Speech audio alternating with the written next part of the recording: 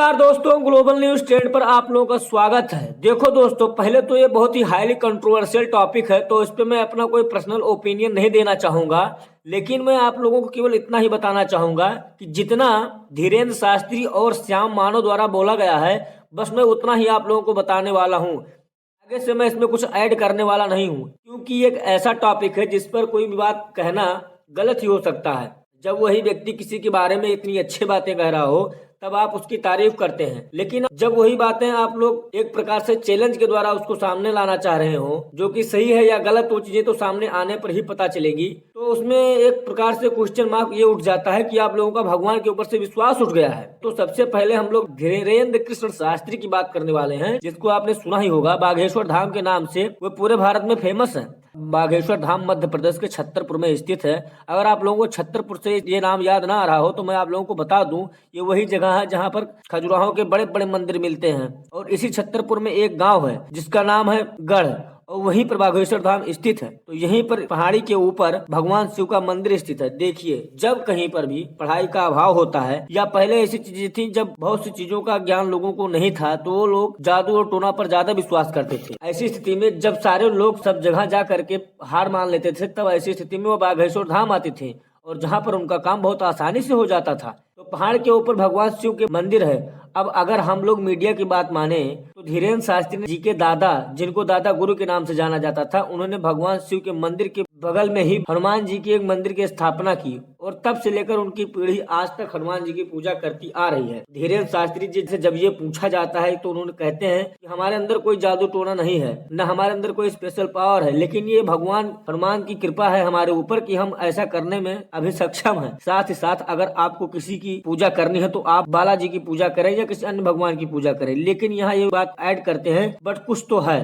तो अब सारा खेल बट कुछ तो है इसी पर लेकर के टिका हुआ है। देखिए, धीरेन्द्र शास्त्री जी के बारे में कोई ज्यादा जानकारी मिली नहीं है कि उन्होंने कितनी पढ़ाई की है या वो कितने जानकारी रखते हैं। लेकिन ये पता चला है कि उनके पिता एक किसान थे और साथ ही साथ एक धार्मिक व्यक्ति भी थे। तो इससे पहले धीरेन्द्र शास्त्री को बहुत ही कम लोग जानते थे, लेकिन आज के समय में सोशल मीडिया के जरिए वो पूरे भारत में मशहूर हो गए हैं। आप लोगों ने देखा ही होगा कि इंटरनेट पर आज के समय में इनकी छोटी छोटी क्लिप वायरल हो रही हैं, और इसका सबसे बड़ा कारण है धीरेन्द्र शास्त्री की आवाज। ये ऐसा बोलते हैं जिससे सबका मन मोह लेते हैं।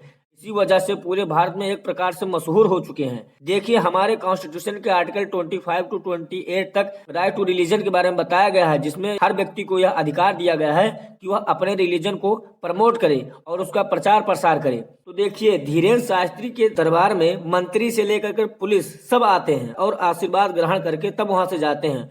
यहाँ तक तो सब कुछ बिल्कुल अच्छे से चल रहा था, लेकिन अभी नागपुर में उनकी सभाएं होनी थी। तो नागपुर में कुछ ऐसा हुआ कि उनके ऊपर एक के बाद एक विवाद खड़ा हो गया। दोस्तों, 5 फरवरी से लेकर 13 फरवरी तक नागपुर में धीरेन्द्र शास्त्री जी का प्रोग्राम था। क्या होता है, देखिए, धीरेन्द्र शास्त्री जी के पास अगर कोई भक्त मिलने आता है, तो ये उस व्यक्ति की पूरी नाम, पूरी जन्म कुंडली, मतलब उसका नाम, पता और उनके परिवार में कौन कौन है या उनके ऊपर कौन सी विपत्ति है, हर चीज के बारे में बहुत अच्छे से बता देते हैं। तो अब यहाँ पर अंतर्ज्ञान की बात आ जाती है। हालांकि धीरेन्द्र शास्त्री का कहना है कि हमारे अंदर कुछ ऐसा अलग से शक्तियां हैं नहीं, ये सब भगवान हनुमान जी की कृपा है। अब आप लोगों ने अंधविश्वास समिति का नाम सुना ही होगा।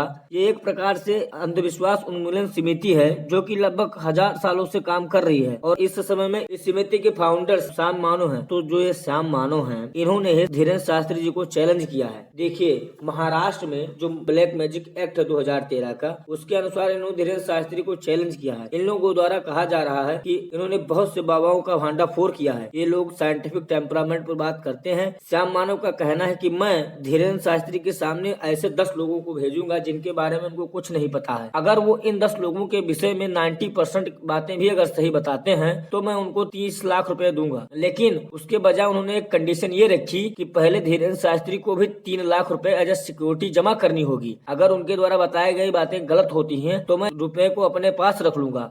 लेकिन अब होता क्या है कि धीरेन्द्र शास्त्री जी का कार्यक्रम 13 जनवरी तक चलना था, लेकिन उससे पहले ही 11 जनवरी को शास्त्री जी वहां से चले गए। तो इसी को लेकर श्याम मानव का कहना है कि वो डर के भाग गए हैं, वो इस चीज को प्रूव नहीं कर सकते हैं, उनको ऐसी जानकारियां नहीं है। तो इसी का जवाब देते हुए धीरेन्द्र शास्त्री जी का कहना है कि हमारा कार्यक्रम बहुत बिजी था, हम लोग पहले ही अपने कार्यक्रम को 2 दिन डिले कर चुके हैं, इसलिए हमको वहाँ से बाहर निकलना पड़ा। इन्होंने आगे यह भी कहा है कि कुछ लोगों का यही काम है कि वो सनातन के ऊपर सवाल उठाएं। फिर आगे इन्होंने कहा कि उनको ऐसा कोई प्रस्ताव नहीं मिला था, न उनको ऐसा कोई निमंत्रण मिला, और अगर आपको इससे दिक्कत हो तो आप पुलिस के पास जाइए। तो श्याम मानव ने जवाब देते हुए कहा कि मैं पुलिस के पास गया था, लेकिन पुलिस के पास जाने में हमको थोड़ा सा लेट हो गया। श्याम मानव कह रहे हैं कि अगर आपके पास शक्तियां हैं तो आप सामने आइए, लोगों के सामने उसको रख दीजिए, दिक्कत क्या है, आप उसको प्रूव कर दीजिए। और इन्होंने ये भी कहा कि हमने धीरेन्द्र शास्त्री के ऐसे कुछ क्लिप भी निकाले हैं जो कि महाराष्ट्र मैजिक एक्ट जो है उसके अंतर्गत आता है, जिसमें व्यक्ति को 50,000 रुपए या 6 महीने से लेकर 7 साल तक की कारावास हो सकती है। तो फाइनली जो ये श्याम मानव द्वारा धीरेन्द्र शास्त्री के ऊपर ये आरोप लगाया जा रहा है, ये एक प्रकार से निराधार मानते हैं, और उनका कहना है